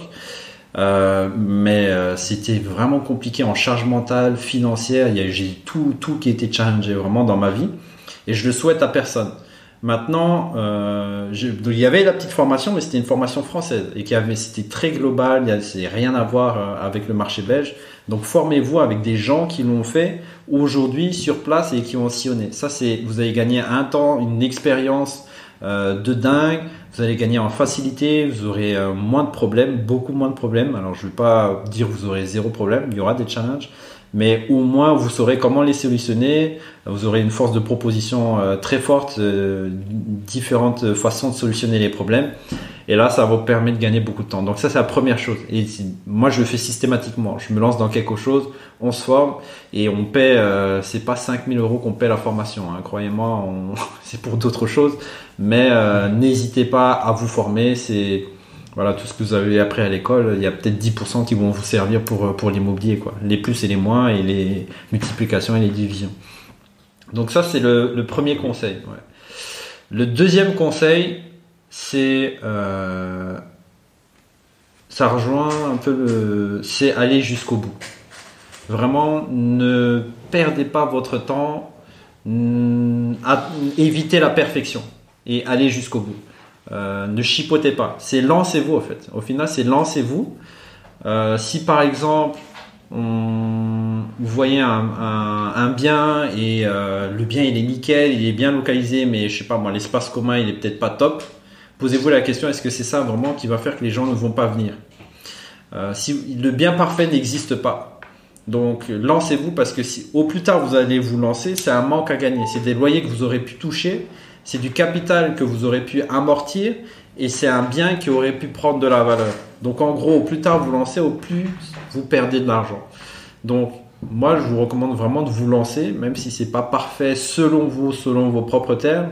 Mais si voilà, vous avez de la chance d'avoir un feedback par des gens qui ont de l'expérience, ben, écoutez ce feedback et lancez-vous. Franchement, première chose, se former. Deuxième, écouter et se lancer. Et troisième, je dirais persévérer. Allez jusqu'au bout. Dès que vous commencez quelque chose, quoi que ce soit dans la vie, que ce soit une formation, que ce soit de l'investissement, allez jusqu'au bout. Si votre objectif c'est gagner 2000 euros net, mais une colocation peut vous permettre de dégager 500 euros et faites 4 fois l'opération, quoi. Donc allez jusqu'au bout, atteignez votre objectif et ne lâchez rien. Franchement, ne lâchez rien. Le jeu en vaut la chandelle. Et vous allez voir tous les cadeaux que la vie va vous mener, toutes les personnes que vous allez rencontrer sur ce chemin-là. C'est inattendu. Et c'est vraiment des cadeaux. C'est des choses qui se goupillent pour que vous atteigniez la vision qui est encore plus lointaine. Donc le fait d'aller sur le chemin, d'atteindre son premier objectif, vous allez poser des pions, vous allez semer des graines qui vont vous aider pour déjà l'objectif 2 ou l'objectif 3 et pour la vision complète. Et en fait, au plus vous avancez, vous remplissez objectif 1, 2, 3, mais toutes les graines que vous avez semées, ben, elles poussent au fur et à mesure. Et donc, quand vous avez l'objectif 5 qui est peut-être grand, qui est peut-être trop grand de votre point de vue, ben, vous avez déjà la forêt qui commence à pousser et les fondations qui sont solides. Et il faut être ouvert, saisir l'opportunité, être prêt aussi de saisir l'opportunité. Et c'est là que vous allez vraiment avancer. Moi, je trouve que la vie, c'est un miracle. Quand on voit tout ce qui s'avance, tout ce qui se goupille à travers une vision, c'est le jeu. Vraiment, je vous dis, le jeu envoie la chandelle. Et c'est comme ça qu'on vit sans regret, quoi. Il y a un peu de risque, il y a un peu de challenge, il y a un peu de peur. Mais la peur, c'est dans la tête. Il suffit juste de dépasser cette peur. Je sais que c'est facile de dire. Mais c'est derrière cette peur qu'il y a le bonheur, il y a tout qui se réalise. Donc, super conseil. Et puis tu l'as dit de toute façon, qu'est-ce qui permet de surmonter la peur? Mais c'est l'action, le passage à l'action. Arrêter de penser trop et y aller. Mais bien évidemment, le conseil numéro 1 est primordial avant de se lancer. Se former, se faire accompagner. C'est ce qu'on propose bien évidemment dans Club Elite avec tous nos clients. Mais c'est essentiel parce que sinon, qu'est-ce qui se passe? On est comme Maëri en 2016 et on veut tout arrêter après son premier investissement immobilier. Et le dernier conseil, persévérance. Et ça, je pense que c'est partout dans la vie. Je te rejoins à 200%. Faut persévérer parce que dans l'IMO, on peut pas le nier. C'est pas souvent, tout n'est pas rose. Il y aura toujours des petits couacs, des petites emmerdes. Mais quand on est bien formé, on limite les risques. Et donc, 3 super conseils. Et alors, la dernière question, elle est vraiment propre à l'immobilier que j'ai vraiment envie de poser, c'est imagine là, on est dans Retour vers le futur, il y a la DeLorean qui est en dessous là, on va aller faire un tour et on revient en 2016. Donc Maëri qui se lance dans l'immobilier, donc tu as toutes tes connaissances, tu peux redémarrer à zéro. Est-ce que tu ferais la même chose ou pas, et qu'est-ce que tu changerais si c'est le cas? C'est une bonne question. Je pense que ça dépend de l'objectif. Donc mon objectif aujourd'hui, vu que j'ai atteint l'objectif que je voulais en 2017, je l'ai atteint aujourd'hui. Donc mon objectif est différent. Mais si je devais recommencer depuis le début avec toutes les connaissances, je referais soit une colocation, ou soit je ferais du Airbnb. Des choses. Parce que le Airbnb, il y a quand même beaucoup de cash et le cash arrive pas mensuellement. Le cash, il arrive plusieurs fois dans le mois. Et donc, il y a plus une meilleure gestion de trésorerie, je pense.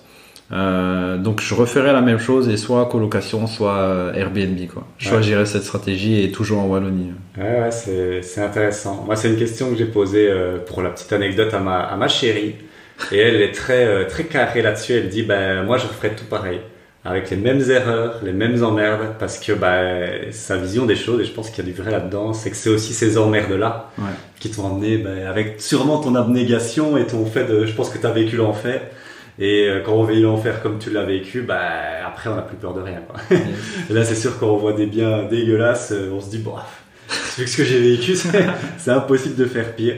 Donc ok, super pour cette question. Alors on a beaucoup parlé d'immobilier, on a aussi parlé un peu de qui était Maëri avant, un peu ton passé. Et là on va un peu parler peut-être du futur, on va dire ça comme ça, mais plutôt aller à un niveau un peu plus méta. L'immobilier, on adore, c'est une passion, c'est quelque chose qui nous motive, toi et moi. C'est pour ça qu'on a créé le club et qu'on aide des investisseurs chaque semaine et chaque mois. Mais toi, dans l'immobilier, pourquoi tu t'es lancé dans l'immobilier? C'est quoi ton grand why, ton grand pourquoi? Qu'est-ce que tu cherches à travers l'immobilier? Une grande question. Ouais, c'est une grande question.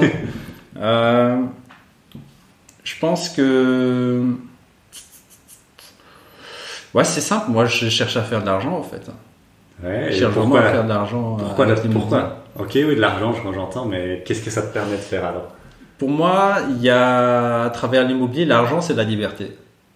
Pour moi, l'argent, c'est la liberté. C'est le pouvoir de choisir. Ouais. Et de faire ce que tu veux. Si tu veux mettre... moi, c'est un de mes objectifs, c'est mettre ma mère à l'abri financièrement. Ben, l'argent, voilà, paf. Tu le fais et c'est fait, quoi. Si tu veux voyager, tu voyages et tu trouves une maison, tu découvres un nouveau pays et tu dis ouais, j'aimerais bien avoir une maison là, paf, tu cliques des doigts. Enfin, il y a quelques virements, quelques avocats, montage de société, tout ça qu'il y a à faire, mais tu peux le faire.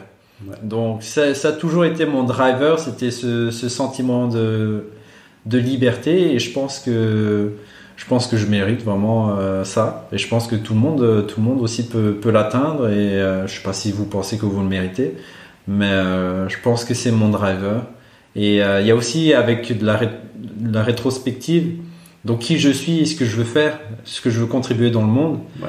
Ça nécessite de l'argent, ça nécessite beaucoup d'argent, ça nécessite de l'immobilier, ça nécessite de l'expérience dans le business, l'immobilier parce que l'immobilier je le fais un peu comme un business aussi. Et tout ça, c'est de l'expérience, de l'argent qui est cumulé, de la sagesse aussi qui est développée pour atteindre ma vision, justement, de pouvoir impacter le monde, mais d'abord impacter Madagascar. J'ai plein de choses que j'ai envie de faire, que ce soit en termes d'énergie, que ce soit en termes d'investissement, de création de sociétés dans l'agriculture, tout ce qui est panneaux solaires, énergie renouvelable. Enfin, voilà, créer des emplois, des startups aussi. Utiliser un peu faire le brain drain, utiliser il y a des cerveaux malgaches qui sont vraiment exceptionnels mais qui n'ont pas la chance de pouvoir être exploités au niveau international à leur juste valeur. Donc voilà, il y a plein ça c'est vraiment ma vision long terme. Donc tout ce que je fais c'est on cumule quoi. On joue à SimCity, on crée la ville, on crée les ressources et après on applique. Super. C'était aussi une de mes deuxièmes questions. C'est quoi la vision? C'est lié forcément, mais donc c'est vraiment cette vision d'avoir un impact à Madagascar. Alors, mais c'est un impact mondial. Hein. C'est un impact mondial, j'ai compris, mais d'abord par Madagascar. Alors. Yes. Et c'est très marrant parce qu'on a une ancienne cliente, là, Sophie et Julien, qui est malgache aussi, et elle a aussi cette même vision. Donc il y a un truc là, c'est vraiment beau, c'est quelque chose de noble. Et alors, une autre question qui est super intéressante et donc, t'es dans l'immobilier depuis longtemps. C'est quoi l'objectif final? Est-ce que tu vas t'arrêter? Est-ce que tu as déjà défini un objectif à peu près final où tu te dis quand j'arrive à ça, j'arrête? Ou je sais pas, peut-être 100 biens immobiliers, 1000 locataires avec 50 000 de cash flow, ou c'est à l'infini? Ouais, non, c'est à l'infini. Je pense que l'immobilier, c'est comme collectionner des maisons. C'est-à-dire, j'achète quand je veux, quand je le sens. Ouais. Je cours pas après quelque chose. Et en fait, même aujourd'hui, j'ai la vision de me dire que le cash flow, c'est bien, donc tout ce que je gagne en net dans la poche. Mais j'ai la vision aujourd'hui de me dire que en fait, là où tu gagnes vraiment du gros argent, c'est dans l'achat-revente, quand tu revends ton bien. Et que le cash flow, ce que tu gagnes, ça te permet de garder le bien jusqu'à ce que tu trouves quelqu'un qui soit suffisamment fou pour l'acheter au prix qui va te permettre de dégager une grosse plus-value. Ouais. Et c'est ça que je garde des biens.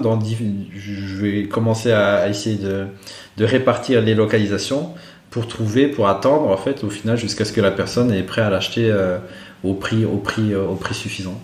Donc c'est vraiment comme un jeu, des maisons que je collectionne il n'y a pas de limite. Je pense que le premier objectif c'est d'atteindre 50 unités 50 unités. Après, on verra jusqu'à quand. Ouais. Ok. Ouais, je me doute pas que tu vas y arriver, te connaissant, et vu ce qu'on met en place avec nos clients et tout, ça va. C'est une question de temps. J'ai pas trop de doutes là-dessus. Alors, une question aussi qui est peut-être un peu déconcertante, mais est-ce que parce que voilà, t'as quand même 1 million de patrimoine, beaucoup déjà de plus-value, 400 000 euros d'argent gagné grâce à la plus-value via des associations, mais c'est quand même des gros montants. Tu gagnes 2 000 euros par mois net, et voilà, t'as un bon niveau de revenu. Est-ce que tu es heureux malgré? Ouais, moi je suis heureux, ouais. On peut dire que tu es heureux là aujourd'hui? Ouais, je suis heureux. Je suis heureux par le style de vie que je me suis créé. Et c'est très excitant. J'aime bien la vie que je mène. Franchement, mon rêve, c'est pas de la couler douce au bord de la mer. Moi, j'aime bien les vacances, mais le farniente, là, siroter, 1-2 jours, ça va, peut-être 3 jours, mais faire ça 2 semaines, c'est KO, quoi. C'est pas trop mon délire. J'aime bien le besoin de variété. Ouais. Et ouais, aujourd'hui, je dirais que je suis heureux.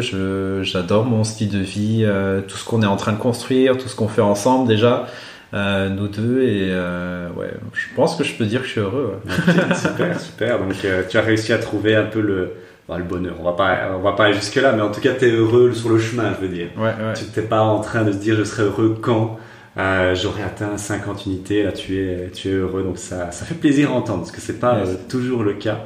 Et dernière petite question un peu méta que ma chérie m'a soufflé, mais que je trouvais vraiment intéressante, c'était est-ce que tu aurais si tu étais en charge de l'éducation, parce que tu sais que c'est un de nos grands combats avec le club, c'est d'essayer de former les gens. Ouais. Si tu pouvais faire quelques changements dans l'éducation aujourd'hui, donc tu as une baguette magique, tu as tout pouvoir, tu peux faire quelques changements dans l'éducation pour aider les jeunes à se créer une meilleure vie. Ouais. Qu'est-ce que tu penses qu'il faudrait changer? L'éducation financière. C'est un des premiers trucs, ouais. Ça ressemblerait à quoi? Ça ressemblerait à faire conscientiser sur l'argent. Donc l'argent c'est rien, enfin je veux dire, selon moi, mon point de vue, on utilise partout, c'est omniprésent.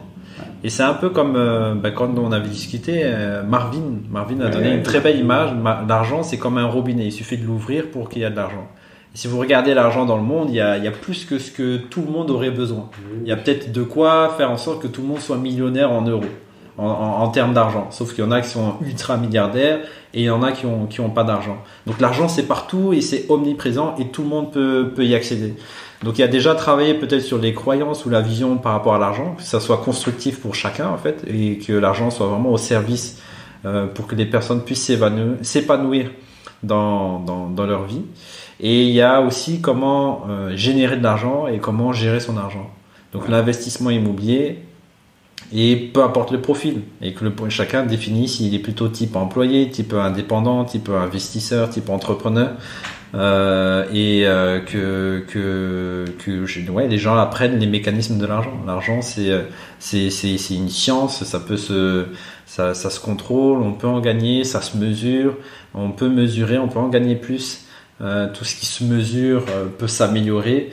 Et moi, je mettrais ça vraiment l'argent, multiplier ses sources de revenus, créer sa sécurité financière, c'est la base. Donc pas comment faire pour obtenir un diplôme, mais plutôt comment assurer sa sécurité financière pour être épanoui et vivre vraiment de ce qui parle à chacun. Ouais, ça, ce serait on ferait ça dès quel âge alors? Dès quel âge on ferait ça? Ah bon, on ferait ça dès le plus jeune âge, je pense, dès 3, 4 ans, 4, 5 ans, quoi. Ah, j'achète. Enfin, dès le plus jeune âge. J'achète, ça me parle de fou, et c'est aussi notre mission avec le club. Et bon, je vais terminer sur un volet qui est pas forcément immobilier, mais j'ai déjà pas mal de guests que je veux inviter, et je trouve qu'il y a une constance, c'est que les gens qui font de l'immobilier, souvent, ils font pas que ça. Ils ont un business ou ils aiment le business. Ouais. Et donc, au niveau business, c'est très, très marrant parce qu'au final, quand tu es lancé dans l'immobilier, tu as eu l'idée de créer acheter pour louer, ou à peu près, hein, voilà. Ouais. Et c'était quoi le projet derrière acheter pour louer? C'était prendre conscience que c'est possible d'investir, que l'immobilier est accessible et tout le monde peut investir dans l'immobilier. Tout le monde ne va pas le faire, mais tout le monde peut investir dans l'immobilier. et que c'est un bon moyen pour atteindre sa sécurité ou son indépendance financière. Ouais. Ça, c'est grâce au loyer, justement. Et donc, pour la petite anecdote, parce que certains le savent, mais d'autres ne le savent pas, mais tu as été le premier, on peut le dire, à faire ton premier, je n'ai pas pu y assister, mais voilà, on m'en a déjà parlé, ton premier séminaire, on va dire, acheté pour louer, c'était comment? C'était en 2017, donc octobre, je crois que c'était octobre 2017, et c'est incroyable parce que j'avais fait une petite pub sur Facebook. Et les places étaient remplies super rapidement. Et donc j'avais loué un bar dans la galerie à Gare Centrale. Je me rappelle plus du nom des galeries, mais c'était un sorte de bar qui avait une petite scène. Et normalement là, ils faisaient des petits concerts où tu avais des live bands. Et donc moi j'ai utilisé cet endroit pour en faire un petit séminaire. Il y avait 60 inscrits, 40 personnes qui étaient venues au début. Et c'est là que j'ai rencontré Jérôme, qui nous a mis en relation, Flo et moi, qui m'a fait rencontrer d'autres investisseurs. Et donc ça s'est bien passé. Franchement, c'est super bien passé, superbe expérience. Et donc j'ai commencé depuis 2017 à remettre ça chaque année. Donc chaque année, c'est un peu le culte, on va dire. Ça a grossi parce que là, on était 40 et puis l'année après, on est combien? L'année après, on est 160 inscrits, 120 personnes qui viennent, 110, 120 qui viennent. Wow. Et ensuite, le séminaire suivant, on est à 350, 70 inscrits et 300 qui viennent vraiment. Wow. Et le suivant, on est à 450, 470 inscrits, 400 qui viennent vraiment. Et après bon, il y a eu le Covid, mais on a quand même fait un événement virtuel. Il y avait 200 personnes, 200 personnes là. Mais tu te rappelles? Je me rappelle très bien, c'était top. Et on a refait encore l'année suivante. On était plutôt dans les 200, 250, 200, je pense. Et là, le prochain. Le prochain, si vous nous écoutez et que voilà, c'est en décembre. Yes. En décembre, et ça va encore être à mon avis un beau moment, donc ça va être vraiment vraiment top. Et donc création d'Acheter pour louer, et puis voilà, en 2020, le club voit le jour. Yes. Et on est associé dans le projet, c'est pour ça que j'en profite pour terminer avec ça. Le club, c'est quoi sa mission, Maïri? À quoi ça sert le club?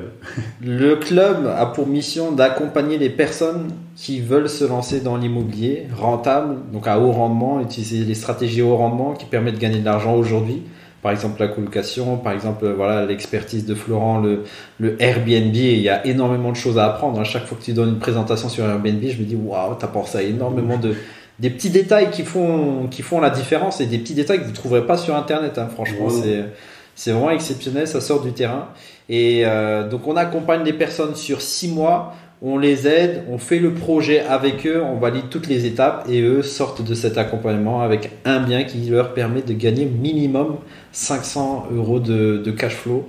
Et le but, c'est vraiment de partager notre expérience, les accompagner, valider chacune des étapes et faire le deal avec eux en fait. Là, je vais voir le 10 septembre un bien de Gabriel et Océane, Gabriel et Océane sur Charleroi. C'est un bien dingue, donc je vais leur présenter notre entrepreneur de confiance qui est au local, qui est disponible là-bas. Donc je vais aussi leur présenter les hommes pour la gestion après, tout ça.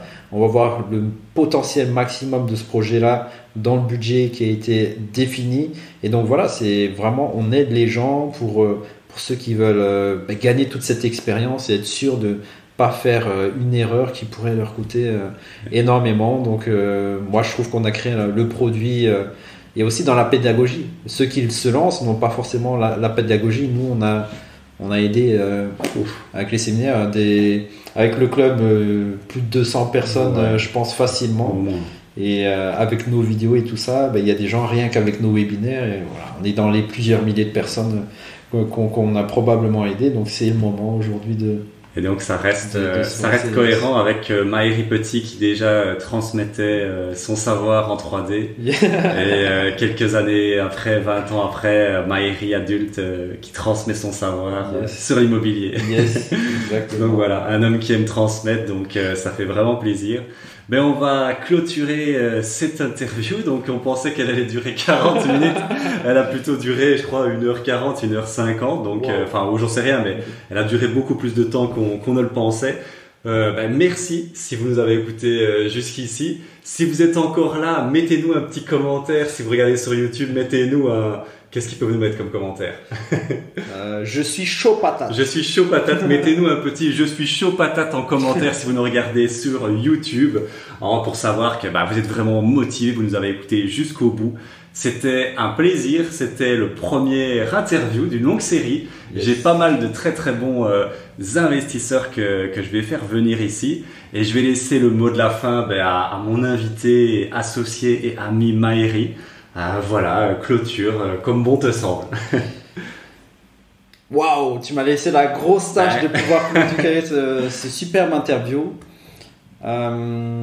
Moi, si je vous avais en face de moi, je dirais écoutez votre petite voix intérieure, celle qui est peut-être trop enfouie, ou celle qui peut-être se fait rejeter tout le temps, ou celle que vous-même peut-être vous n'écoutez pas, mais écoutez-la parce que c'est elle votre boussole, et faites ce qu'il faut pour que cette voix soit entendue dans la vie.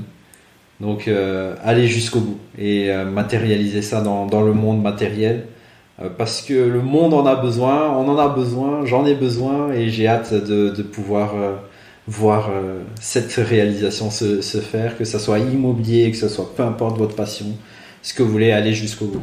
Magnifique. Sur cette belle parole, on va se quitter ici. Merci de nous avoir écoutés et à très bientôt pour un prochain podcast. Ciao, ciao. Merci d'avoir écouté cet épisode jusqu'au bout. Pour te remercier de ta motivation, moi je t'ai préparé une formation 100% gratuite, et tiens-toi bien, le titre c'est 2000 € par mois avec l'immobilier en Belgique, 3 études de cas inattendues, une étude de cas sur la colocation, une étude de cas sur la location courte durée et une étude de cas immeuble de rapport mixte. Tout ça en Belgique, en Wallonie. Pour obtenir cette vidéo de formation, c'est très simple, tu cliques sur le lien en description et tu t'inscris. Voilà, on s'entend la semaine prochaine pour un nouvel épisode de PIB. À très bientôt, ciao ciao.